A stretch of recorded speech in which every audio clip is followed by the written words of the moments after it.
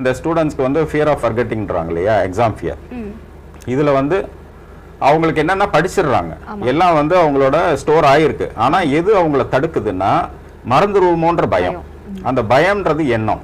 அந்த எண்ணத்தை வந்து நீங்கள் வந்து வெறுமைப்படுத்திட்டீங்கன்னா ஆட்டோமேட்டிக்காக என்ன ஆகும்னா உங்கள் சப்கான்ஷியஸ் மைண்டில் இருக்க ப்ராக்டிஸ் வந்து வெளியில் வந்து ஈஸியாக எழுதலாம். ஸோ இந்த பயம்ன்ற எண்ணத்தை வந்து நீங்கள் வந்து வெறுமைப்படுத்திக்கிட்டே இருந்தீங்கன்னா, ஸோ ஆப்வியஸாக அந்த தாட் போயிடுச்சுன்னா உங்கள் மனதில் இருக்க அந்த ஆள் மனதில் இருக்க உங்களோட வாட் எவர் தே ஸ்டடிட் வந்து இம்மீடியட்டாக அவங்களால எக்ஸாமில் ஈஸியாக எழுத முடியும். அதே மாதிரி எல்லாமே தான், not only exam fear, even வந்து ஸ்டேஜ் ஃபியர் அவங்க ப்ராக்டிஸ் பண்ணியிருப்பாங்க, எல்லாமே இருக்கும். ஆனால் அந்த பயம்ன்ற எண்ணம் வந்து அதை தடுக்குது. அதை வந்து வெறுமைப்படுத்திட்டோன்னா அவங்களால ஈஸியாக பேச முடியும். ஈவன் மேட்ச் ஃபியரில் கூட அவங்க எல்லாம் ப்ராக்டிஸ் பண்ணியிருப்பாங்க, ஆனால் அந்த மேட்ச் போகும்போது கான்ஷியஸ் ஆகிடுவாங்க, நல்லா விளையாடணும் அப்படின்ற அந்த கான்ஷியஸ் வந்துருச்சுன்னா அவ்வளோதான். ஸோ இப்போ அதுவும் அந்த கான்ஷியஸ் வர்றது ஒரு எண்ணம். அந்த எண்ணத்தை வெறுமைப்படுத்திங்கன்னா நீங்கள் ஏற்கனவே நல்லா ப்ராக்டிஸ் பண்ணியிருப்பாங்க. ஸோ தேல் பிளே வெல்.